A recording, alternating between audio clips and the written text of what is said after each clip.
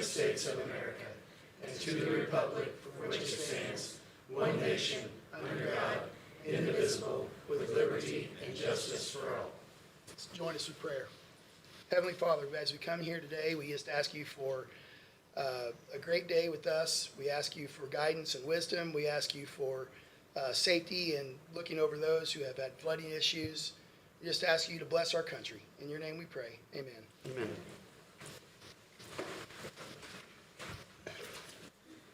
All right. Gabe, anything on the minutes from last meeting? Chance to go through those and look at them? I didn't have anything. I'd make a motion to approve the minutes. I'll second that. All in favor, say aye. Aye. Aye. Okay, and claims. You have a chance to go through the claims. I also didn't have anything with claims. I agree. I'd make a motion to approve claims. I'll second that. All in favor? Aye.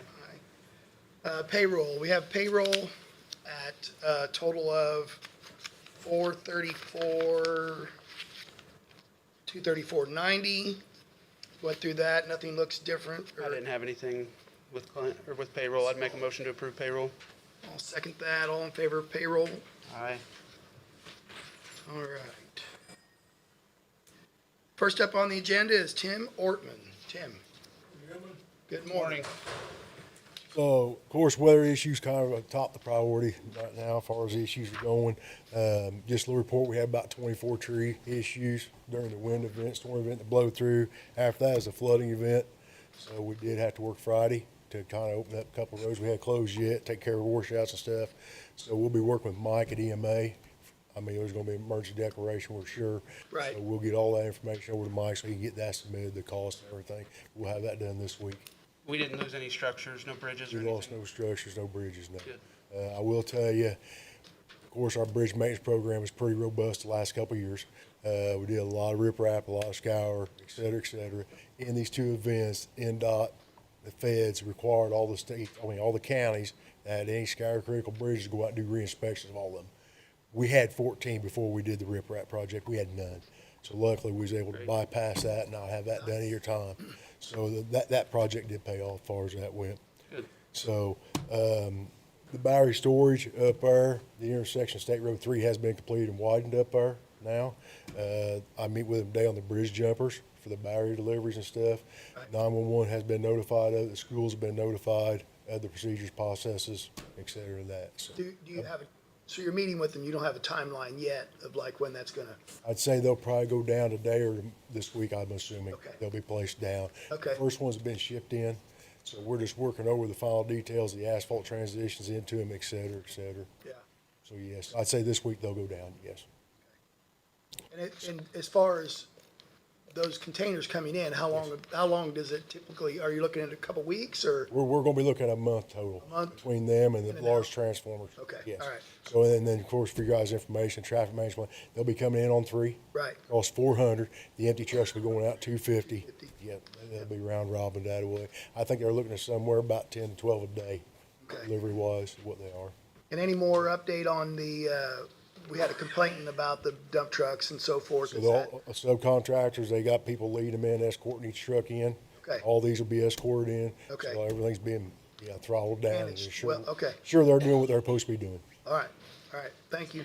Yes, yes, On that road that yes. you talked to me about, I did push out an email to fire, sheriff's department, and anybody that may have access EMS. Right. But you said that was gonna be shut down basically for a month. Is Yes. that correct? So Because of this, Yes, because these bridge jumpers, so these bridge jumpers come up, ramp over the not bridge. for and a down. week, but they will be shut down for a month. So yes, this road will be closed. It'll be closed to everyone but emergency services, local traffic, and emergency services, schools. You know what I mean? Yes. So, and we highly recommend, we'll let you know when these get placed. We highly recommend schools, everybody go out and look at them. If they got any questions, concerns while these are in place, emergency services. Yep. Yeah, I've talked to them. I've talked to county schools there. Well, they've got one bus that runs that route. That's what they've got. I did EMS, sheriff's department, Yep. and, fire Good deal. So yeah, so we hope everybody's well aware and hopefully it goes smoothly. That's our plan. Okay. So the next 2 items, the chip and seal and paint stripe both got pushed back. It was supposed to start last week, but the weather delays. Of course, they both got to cancel today too also. So once the weather straightens up, they'll be off and rolling. 421 South, we did more patching on 700 East. So hopefully got most of them concerns taken care of, even though it's still getting utilized very hard. But we have been working on that. Old 421, the unofficial detour for I-74, we was able to meet with NDOT last week. Everybody's on the same page, how we're going to track our costs, how we're going to document stuff for our reimbursement, and then at the end, how we'll review to do the permanent repairs. So we had a good, productive meeting with them I was also. very pleased with that meeting, listening to what they had to say and vice versa. They listened to us really well, so I think it was a good meeting with them. So Bridge 31, either this meeting or next meeting, the right-of-way. So we know, if you remember correctly, part of the scheduling process, the state didn't meet their deadlines. We lost our right-of-way funding for it, but we was able to get it back. So that we got a contract for them for United to do all the right-of-way consulting, negotiation, appraisals for that bridge. So you've all What got, is that? 131 is that? the one on 200 South, out there at the county line. Where it sits, it's once been closed for probably 3 years now, I'm guessing, is where it's at. When you, and just as just something simple, but you always give us a nice little Yes. update. When you give us those bridges, could you put locations of the bridges on there, please? Absolutely. Because all those numbers, it's like, okay, which one's which? I get them confused. Absolutely, So if yes. I'd appreciate that. Yep. Don't have it memorized? No, So, but the right-of-way, we need to get that completed within the 2027 fiscal year for that funding. So, like I said, we got the contract, you got it to us, we can go ahead and I'll sign it next meeting if we want to on that for the commissioners. Bridge 141 is on 1,000 South. It is between 600 South and 700 South is where it's at. It's a concrete arch bridge. It's slated for construction in 2030. So we had our first walkthrough with NDOT down there to go over the utilities, et cetera. The bridge is deteriorating pretty quickly. It really is. We do not know if it'll make it till 2030. It may be closed before then, but we did request NDOT and all the agencies to make sure that we stay on schedule through all this whole process, so we make sure we can hit that 2030 construction timeline. So, but it is a concern. I think it's a 10-ton right now is what Is it's that old posted at. stone bridge? It's concrete arch. Concrete arch, okay. Yep. So, and everybody thought we could maintain that process through there. We could go in and do some repairs. We're probably looking at $100,000. We only might buy us a year or so, so we elected not to do the repairs. Cross our fingers, hope it lasts, stay on schedule. okay. And the bridge void project we talked about, we was able to meet with United. The contractor's gonna be doing that on them bridges. There's 10 or 11 bridges they're gonna be doing. Make sure that each deficiency of the bridge, we're gonna get corrected, what we're after to correct. So everybody's on go. Everybody agrees the best way to fix it. We're going forward. That's the pressure grouting. Yes, that's pressure grouting on the bridge. It's got them deficiencies. We can fix that away, yes.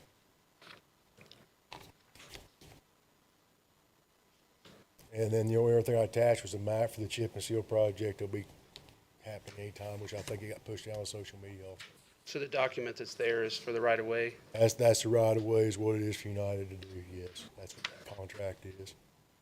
So like I said, if we want to wait till next meeting, till Jeremy's back, It's fine. I Okay. would make a motion to approve the contract for the right of way consultant for USI for Bridge 131. it's United, excuse me, United. United, sorry. USI. United. Yes. Yeah. All right, I'll second that motion. All in favor? Aye. Aye.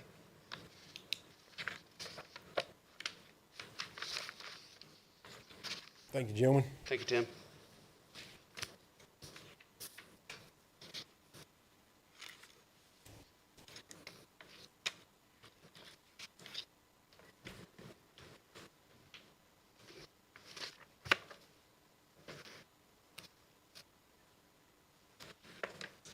All right, Doug Westerfeld.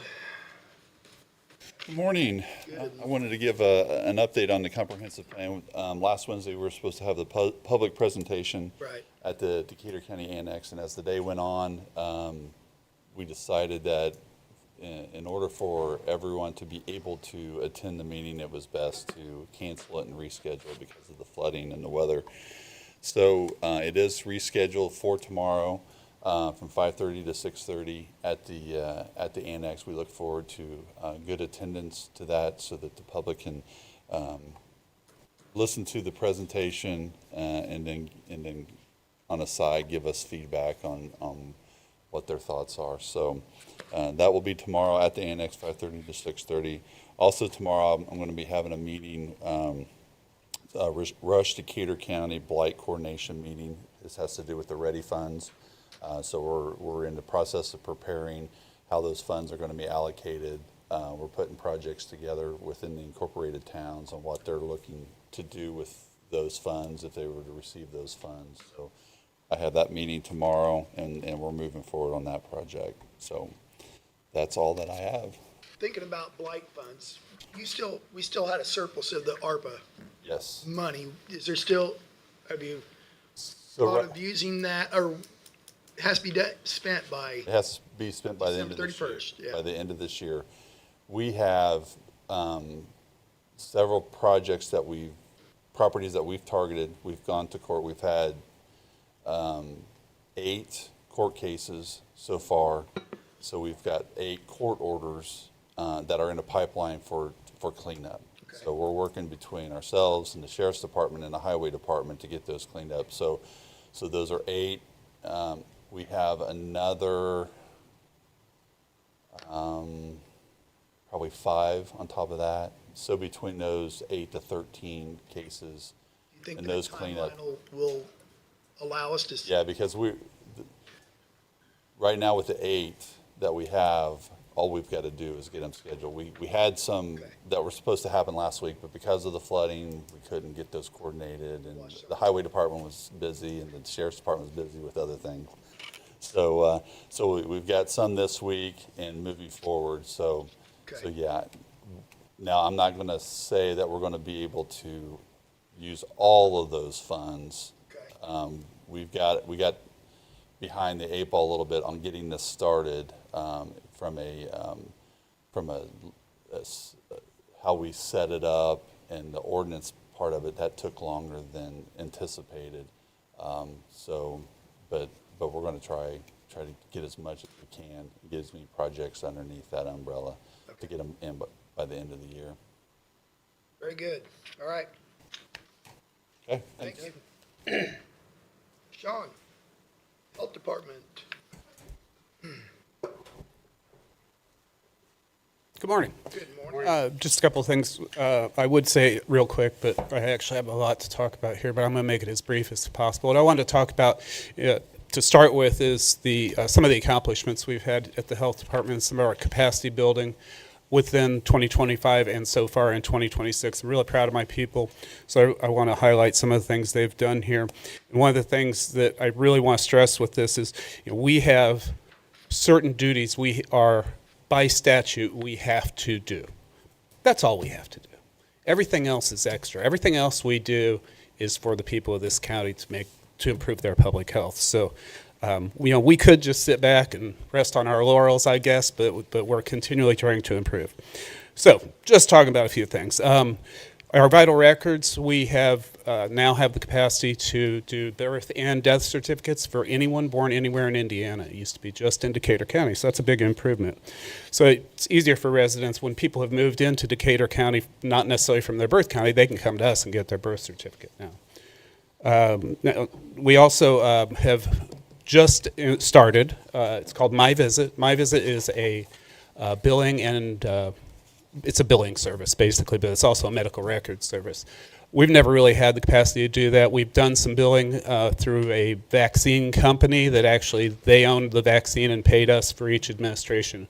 With this, we'll actually bill the insurance company. They keep 7% of everything we get. So rather than a $10 fee, we'll get 93% of the reimbursement amounts. That will be both Medicaid, Medicare, and private insurance. So that'll be a good way to bring some additional income into the health department, so we're looking forward to that. State-funded thing? Or It is state-funded, yeah. It was originally state-funded. The My Visit was a program that the state offered to us. Now, they make their money by withholding that 7% of the billing. So it is a for-profit company, but they've been great to work with and helped us through this transition a lot. So Is that typically what other health departments? No. No? No, I think we're one of 3 in the state that have started this. I anticipate more doing it, however. We were one of their first, I know. They've actually had to do some reprogramming on their system just for us because it didn't fit into, and they're really responsive. So you can't ask for much more than that from a company. So looking forward to working with them. Last year we launched Credible Mind. Credible Mind was it is a web-based mental health service. As of last month, we have had over 6,000 people utilize that service, and many of that 6,000, that's new users, have come back and utilized it multiple times. So we do get good data from them on what the usage is. If you get a chance, check it out. It's Credible Mind. You can find it on our website, and I think you'll be impressed with what you see there. We've also, rather than just sitting in our health department resting, we have been going out to the residents. We've had traveling vaccine clinics. We also have extended hours for the vaccines. We do Boo to the Flu every Halloween. This will be our fourth year doing that. And then we have partnerships with the schools and daycares, and we do TB testing. So we're really trying to bring that public health access to the people, not necessarily the people to the public health.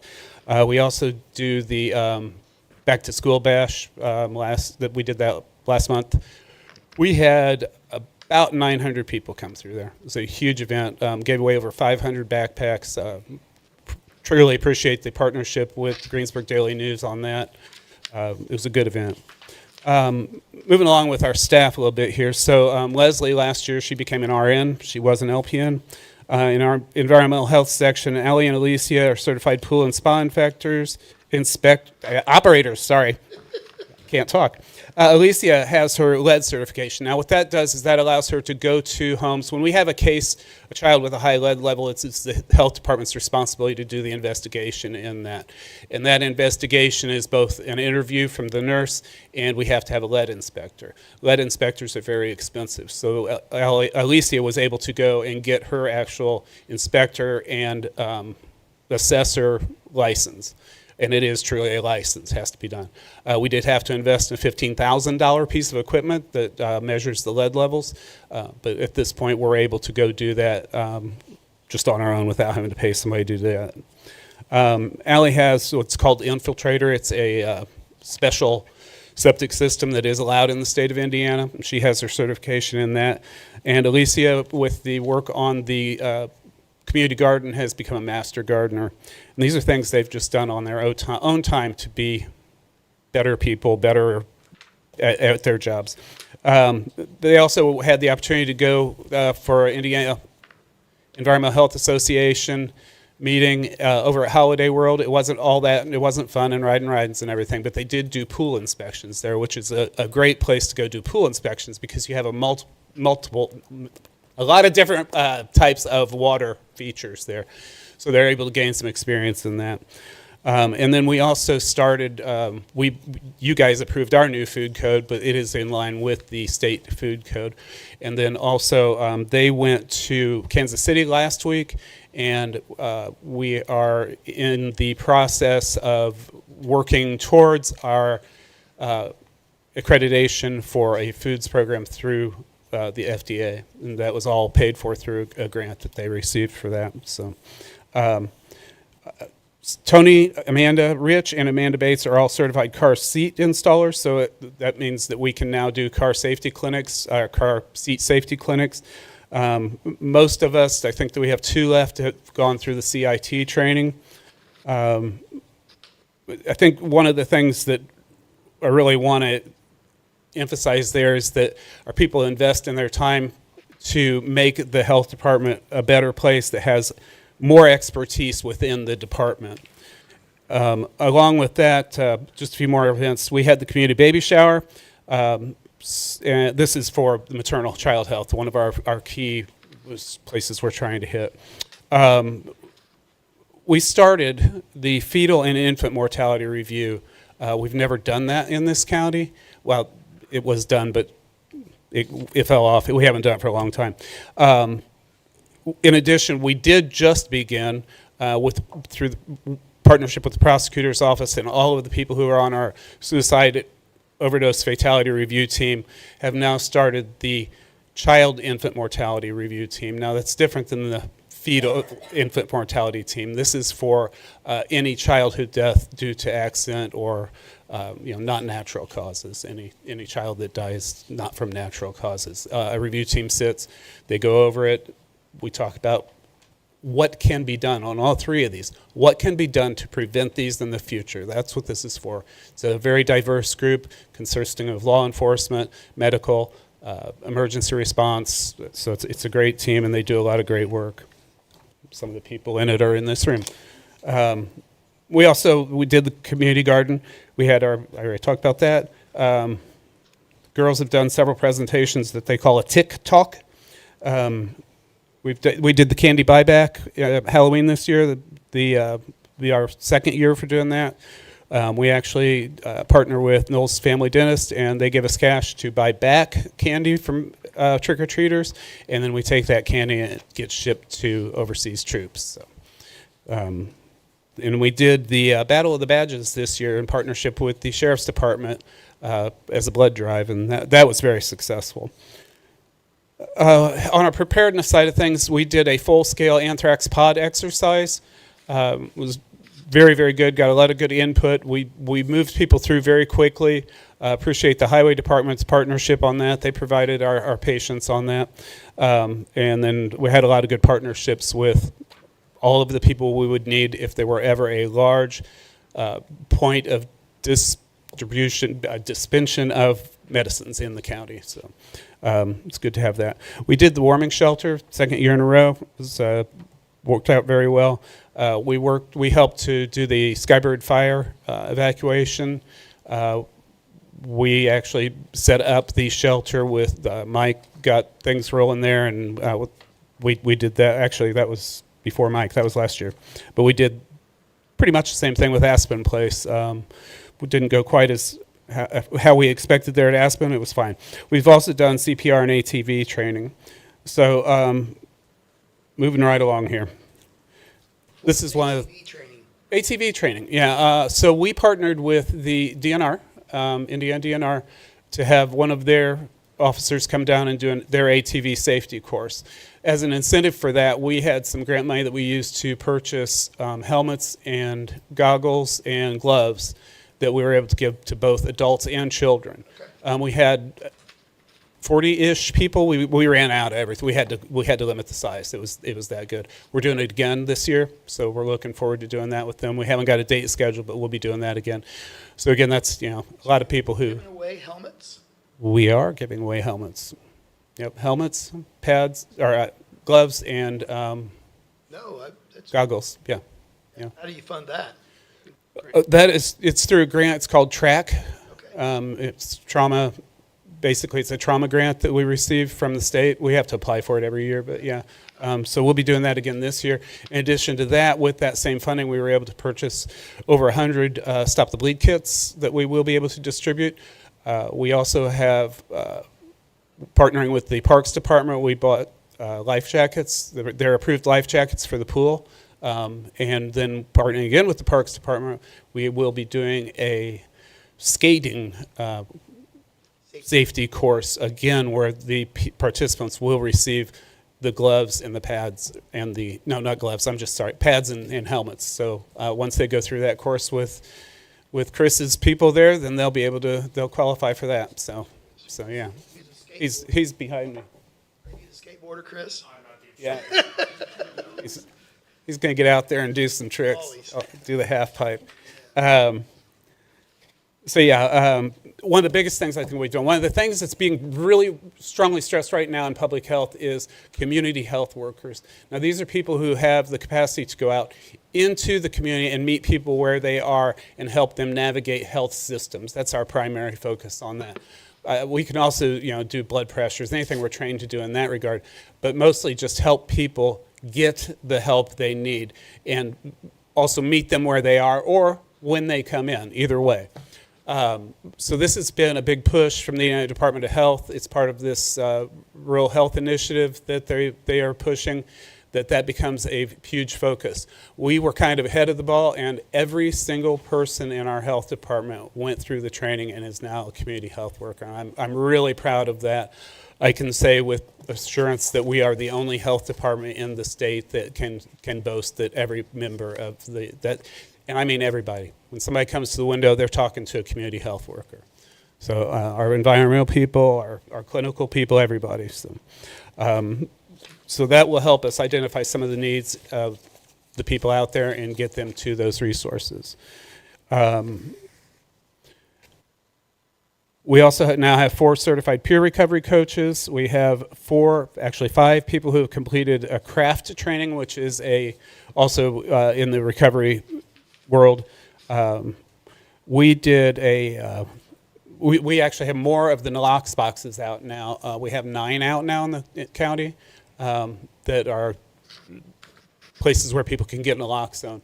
And I know earlier, I have to check the statistics right now, but I talked to Charity, and she said our overdose deaths were down considerably, and she attributes that to the availability of naloxone in the community now. So that was nice to hear. One of the things we did that was kind of unique, we partnered with Daisy, and we offered the parents of the children who go to Daisy the opportunity to bring their children to the YMCA, to their play area, to the gym, and to a little art area that they could do. All of their children. So the ones who go to Daisy and their siblings were all invited to go so the parents could have a parents' night out. So our entire staff and Daisy's entire staff came down there and worked that one Friday evening, gave those parents 2 hours to get out. Parents are extremely grateful. The kids had a blast, and I think everybody who worked it was pretty touched by what happened there. It was a great event. And while that sounds like it's one of those, wow, that feels really good, it wasn't just to feel good. This is a mental health priority. Those people, just as we all know that are parents, it's hard. And sometimes with certain conditions, it's even harder. So this was a mental health situation that we were able to help on. I know I'm taking way too long here. I'm going to move along. Allie, Alicia, they've gotten some more additional septic certifications. They're both, Allie began actually today as her first day working on her. She is starting her master's degree in public health. So real proud of her on that. We partnered with the city of Greensburg. This just started a couple of weeks ago as well. We are now going to be monitoring with their wastewater there. Now what this will allow us to do right now is to be ahead of the curve on, right now, respiratory diseases that can be circulating before we even know they're circulating. So COVID, RSV, the flu, both A and B will be tested at the Indiana Department of Health lab, and this is the effluent coming into the wastewater, gets sent up there twice a week, and we are able to get those reports and then give a heads up to our clinical providers that, hey, we see an increase in RSV, you need to be ready for this. So we are actually one of 2 in our entire district that are doing that. Osgood's the other one, very small system, so it doesn't give a great overview to the district as to what is going on. So this will help a lot with that. Look, I talked a little bit about the injury prevention. We also do the gun safety. We have a teen driver training class that we can do now. I think I've got that. I'm going to stop talking about that, but I just want to talk real briefly about what else we do for the county, what this means for the county. We had a study by the Regan Street Institute, which is a public health think tank, basically, where they were looking at interventions by public health and what the return on investment on those are. They looked at 4 areas. In those 4 areas, the return on investment was about 4 to 1. The often cited figure for public health is 14 to 1, but some of those are really hard to use real data to justify. So somewhere between 3 and 14 to 1. Our return on investment, based on the figures that they had on just 4 areas, return on investment was 4 to 1. So what that means is, it doesn't mean, that's about $3 million, right, in savings. That doesn't mean I'm giving back to the county $3 million. What that means is we have initiatives that save this county $3 million in the public health. For instance, an ATV accident is very, very costly. A drowning, of course, is very costly. All of these things that we do, all these interventions we take, save money down the line. Some of the main ones that they look at are immunizations. They can quantify that well with studies. Also, undiagnosed blood pressure.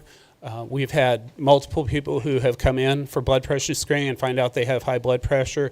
Had they not done that, many of them don't have a primary care provider, so this was their intervention. This was their chance to find out that they have something that needs to be treated. So that's a huge cost savings to the county. Much cheaper to give them the medication than for them to have a stroke. So, you know, we're not only saving lives, we're not only improving lives, but we're out there saving money for the county. So, I talked way too long. I appreciate your time. I also presented you with actually the 2025 annual report. The annual report does, by code, we have to do an annual report every year. A little bit delayed this year because I was waiting on some data from the state. But basically, the annual report by statute requires that we give our receipts and our expenditures, and that's it. I did include in there the activities that we did that are tracked through the Health First Indiana funding. And the other part of that is I do need an approval by the commissioners on that, and needs to be signed by the county executive. So I don't know if I can ask for that now or wait till Jeremy gets here. Or Do you need the, what is it? It You need a needs approval? signature for what? I just need an approval on the report. Oh, no, we can approve it. Yeah, we can approve the report. Yeah, I would make a motion to approve the Decatur County Health Department annual report for 2025. Yeah, I'll second that. All in favor? Aye. Aye. Thank you for I your time. don't see anywhere on here you don't have a form for us to sign. I do not. I'll You get a just need an copy. acknowledgement? Yeah, they don't really need anything sent back. I think the minutes will be fine. Yep. So, Okay. Thank you. thank you. I appreciate it. Sorry I Lot of took good so much work. time. Good. Thank Lot you. of good work, Appreciate Sean. that. Thank you, Sean. Okay, next up, we have the annex update. Our long-range planning committee, we've been meeting, we haven't met in the last couple months. A lot of things going on with the group, but some of the things we've talked about, some buildings, some long-term maintenance, things like that. The annex has come up periodically. So we are going to seriously look at the annex for an exterior update, doing some construction, removing windows, and doing some exterior work. So we're going to, next week, we're going to put out publish in the newspaper. We're going to do a RFP, request for proposal, to get some quotes on getting some work done at the annex. So that's going to take place. We've got some legal documents that we've already checked into and looked at, so let's look for that in the newspaper. And I think it's going to be let me look here. September I think 2 different dates on the RFP.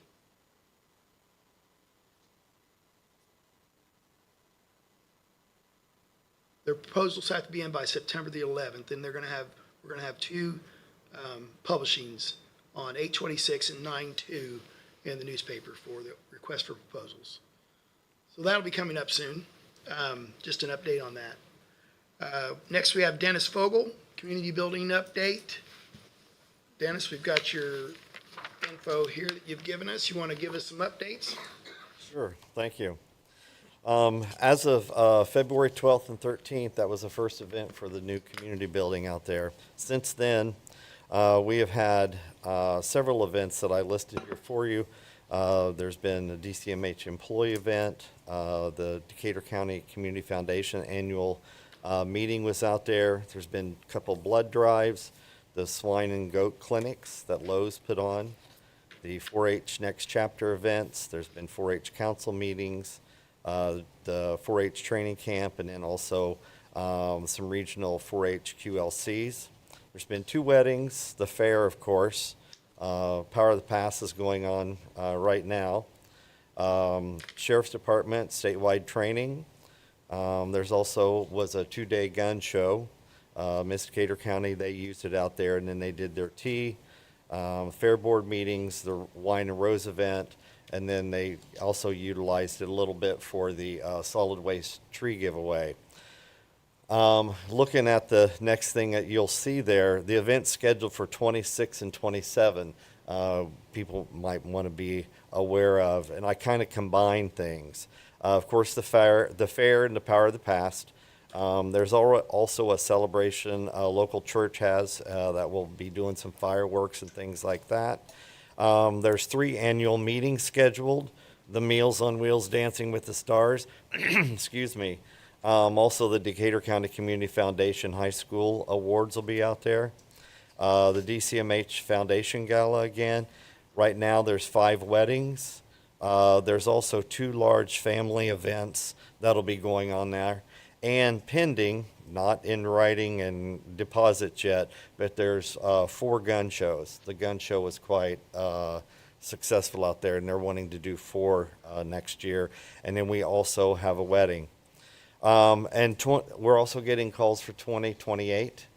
We have information that we sent out to one summer wedding, and then we got a couple other community groups that are wanting to utilize it. Positive feedback has been really, really good from the community. We haven't had too many. I had a couple of people say something about the parking. But once I, realized that they had been to a concert and I explained to them how long they had to walk to get to Ruoff, they said, yeah, I guess the parking's not so bad. So we haven't had any issues since. I say concerns, a couple things we need to be aware of. Moving of the tables and chairs. Charlie and Christopher, they do a lot of that for me. Cart that has the fold down. Really does seem to work. It's a little safer. It still scares me a little bit. I've shared that, the platform. I'm just so afraid when I take that barrier down. I don't want somebody to fall. One note we need to do is we need longer carts for the rectangle tables. I know a lot of the tables were, what happens is they're stacking them on there and they're leaning on the front, so they're going to start bowing. So we're going to have to work with that. And then some of the table carts are, Chris told me Charlie has changed some of the casters already. IT issues, we've had a couple. Dave Henderson and Christopher, they usually work that out when somebody's there. A lot of it is because they have to change the computer. They can't use certain computers on it. So, but this, I know for Wine and Roses, they did use the sound system for the music and things like that. And they say in the microphone, yeah, working well. it seems to be doing well, but I still think there needs to be a little bit of issue there.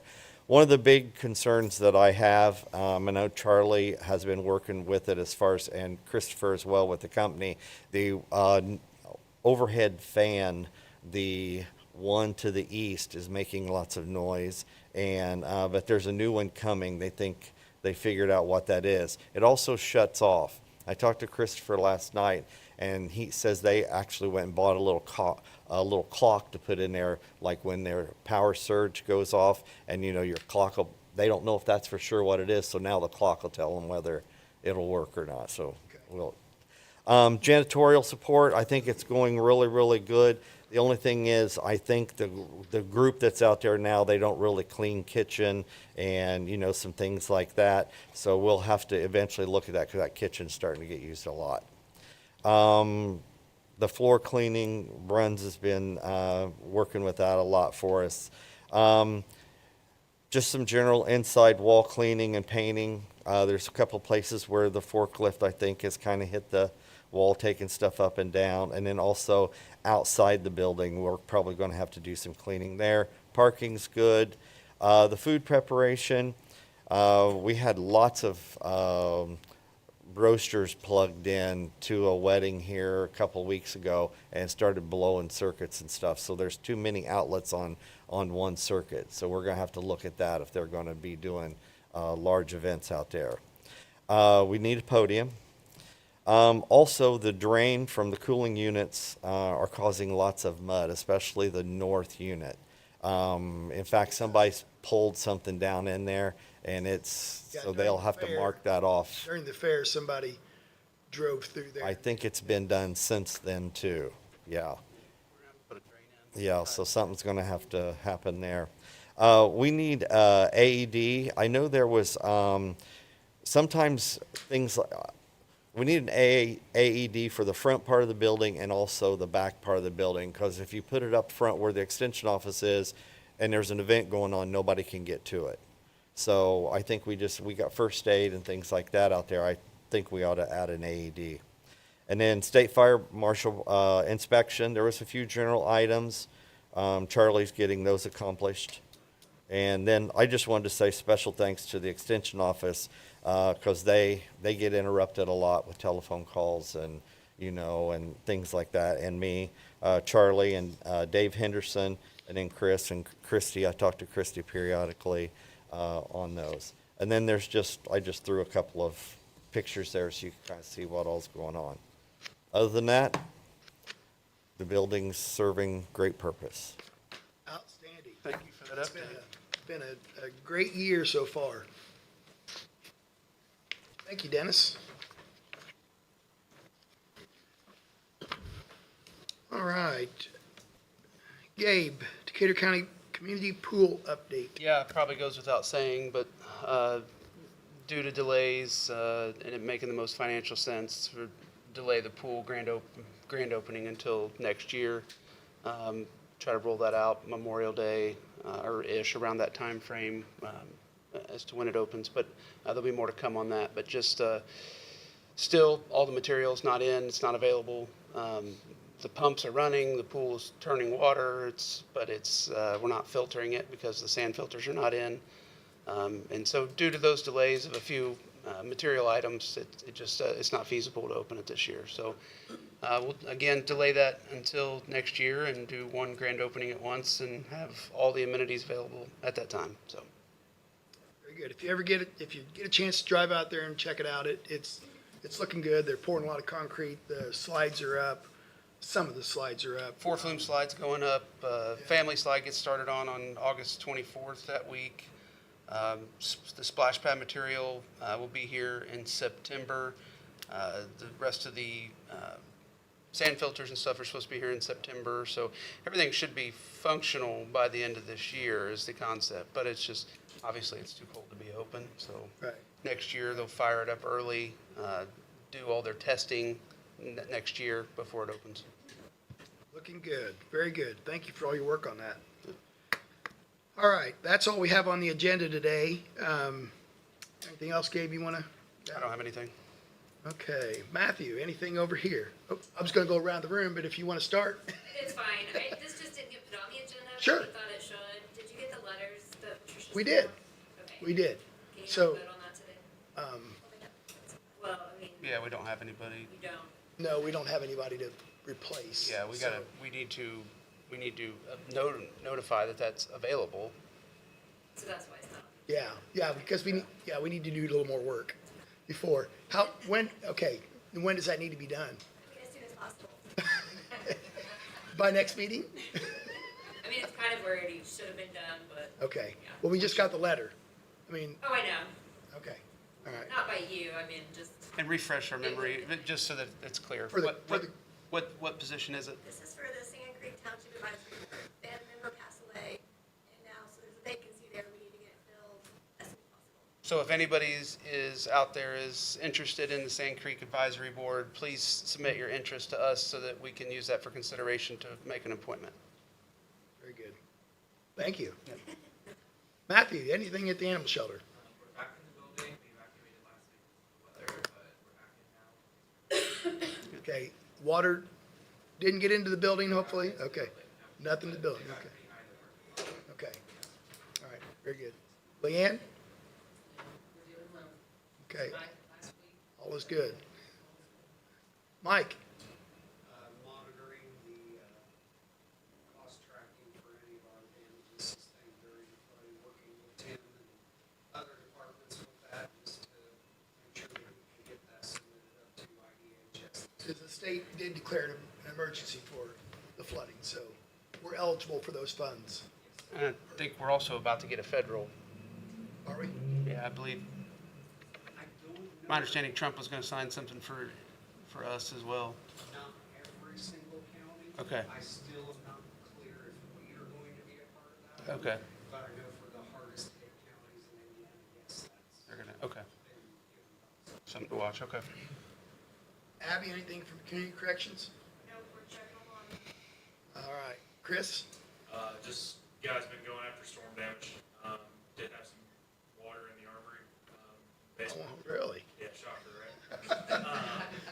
But just a bunch of limbs down in parks and stuff like that. So just been catching up on that. You know, last meeting, we closed that through road for Rebecca Park.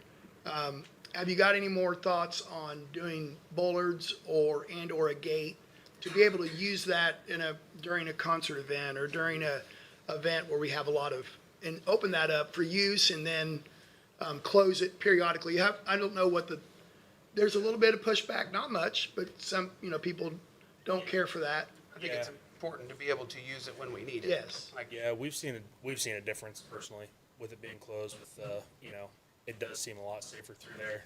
We Yeah. have had some, and we've seen the routes people have just flat out driven around, and stuff in the grass.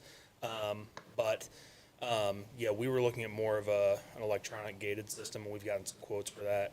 Just looking at the right one to put in, but it is a pretty significant cost for. Well, and I look at the other, walking around, just looking at those other access roads into it, is you basically have bollards there Yeah. that you can take down. Yep. And those are easy. They just lay down. To And the they're cost effective, Yeah, they are.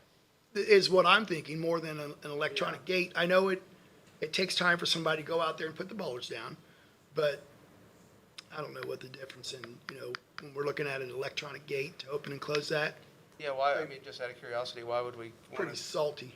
Well, for us, my thinking is if you can, especially for emergency services go, and that thing is gated with bollards. I mean, I don't know how much more time that takes other than us just pushing a button from our phone and we can unlock a gate.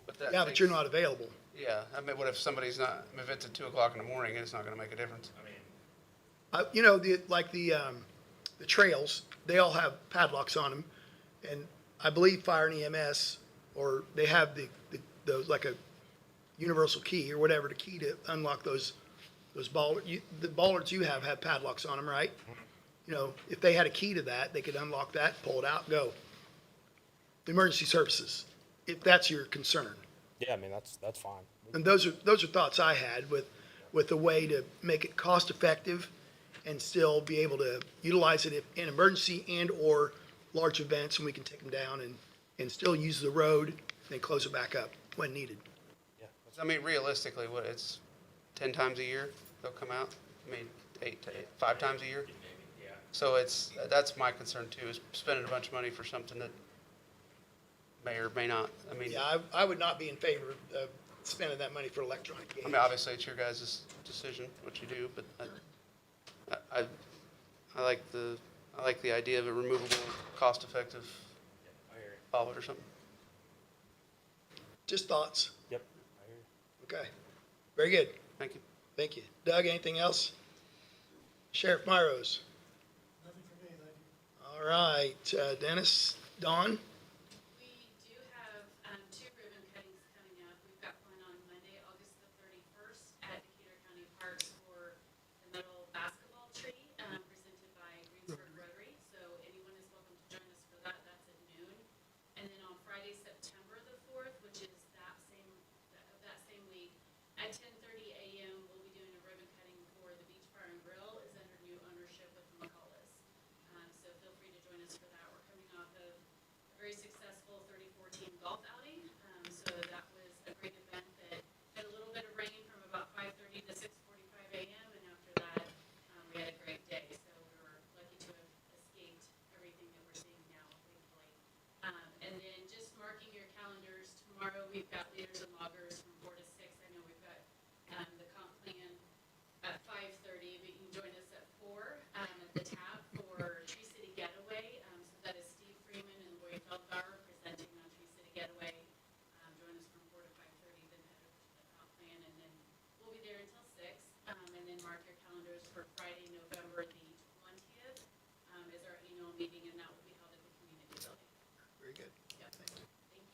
Diane? Ken? Two things. Working real close with the auditor's office on the veterans or disabled veterans property tax credits that are out there now. I've been doing, when I talk to the veterans, I try to make sure they understand, because I know this keeps coming up quite a bit, for a new tax credit is that for any of our veterans that are 100% disabled, it covers 100% of their property taxes, but it's not really 100% of their property taxes. It's a homestead plus 1 acre. And so I try to stress that at my office, and I know that the auditor has that several times as well. So if you know of veterans and they talk about that, just remind them it's homestead plus 1 acre. It's not the entire property. That's come up several times. And then something else that I think is really cool that I don't think many of us know about. So typically a veteran needs to go and have care. They have to go to either VA in Indianapolis, VA at Cincinnati to go and get any of their medical things done. VA has pushed out, and I'm not even sure how long ago, but I have just found out and have been pushing this in my office. VA now has community care, which means that they don't have to go to Indianapolis. They don't have to go to Cincinnati. They can get their care right here local using our hospital and our doctors, which means money's coming into our community through that way. So that's a big deal. I keep mentioning it to our veterans so that if they have to get some care and they can't drive, especially our elderly guys and veterans, that they can actually request the community care and get it done here local, which also helps us in our Decatur County. That's a great benefit. So Yeah. it's huge, and I know several of my veterans are using it already, but I think that's just a big plus for us here at Decatur County as well. Other than that, we're plugging away. I'll just throw out what I feel is significant with our veterans is that I'm just only going to talk about 5 of the veterans. We were able to get them higher percentages, and it's a lot of hard work to get that because you got to prove some stuff to the VA. And a significant thing is I've had 5 veterans that are now up to bringing in about $20,000 a month between them. So take that times a year, comes up to what, $240,000 that's coming into our veteran pockets that are being spent here in Decatur County. So we're making great strides. It's a lot of fights with the VA. I fight all day long with them, and it's okay. I like it. But the impact that we are having is really impacting our veterans in a positive way and to our community as well. Even though it's benefiting our veterans, it is going back into our community ultimately. So I think we're making great strides. It's not from me, but it's the veterans getting involved, getting them in. And so I think we're making some great strides. And the county is doing a great job getting the word out there. My office is busy. Which is good. It's good. Because we're reaching out to our veterans. Yeah. So, Good. Fantastic. Clerk's office, anything else? We have several juries that are scheduled if they go. We have a grand jury scheduled. And we do have numerous leaks in our office. I knew last week towards the end that Charlie sent me a picture of them on the roof fixing it again. And I know they had already previously fixed it. Just went in yesterday and checked. There was numerous leaks around the office. So we now have trash cans sitting everywhere, including one on the counter. And I do worry, like, with leaks that keep coming, like, on the carpet, like, is that eventually gonna mold? Like, We gotta keep it clean. We gotta, Yeah. all that. I know. And I know Diane's office has got issues over here, so That's what I worry about, like, I know it'll dry out eventually, but what does that look like underneath? Because we've had it numerous over. I know the last one we had that was on the wall, that was significant. He put a fire in and a fan and blew it for about a month, just to try to keep it from opening up in the wall. But I don't know. Yeah, we think a lot of it stems back to the caulking that needed to happen to the outside of the courthouse. It's over 20-something years old. It's past its lifespan. It needs to be replaced. There was a bid for that at one point, and it didn't happen. And I think we're past the point of that needing to be done. I mean, it's just continually becoming more and more of a problem in different locations, and as we've seen the last time, you know, there's still wood damage in the courthouse now from the last time that things went bad and were leaking. So that's definitely something that needs to happen, and we plan to probably put that back out for RFP would be my assumption here in the next meeting or so. Yeah, And then that doesn't, And a lot of it's coming to where Charlie said is where they put in the new roof last year. there's been a couple of those. Over your area is a new roof, right? Yeah, Yeah. yep. I know They this, showed that side where it's leaking, I know he said it was, so, I don't know. So he's had him back out several times, but I just wanted to like make sure you guys were aware. We did text Charlie, but he's like, okay, I'm at the annex working on the same thing right now, so it's like. Yeah, there's been several things that I think everybody experienced some kind of leak last week. Yeah. yeah, with 8 inches of Unfortunately. rain. Yeah. Thank you. Yes. All right, anybody else before we make a motion to close? I'll make a motion to close the meeting. To move. We are closed.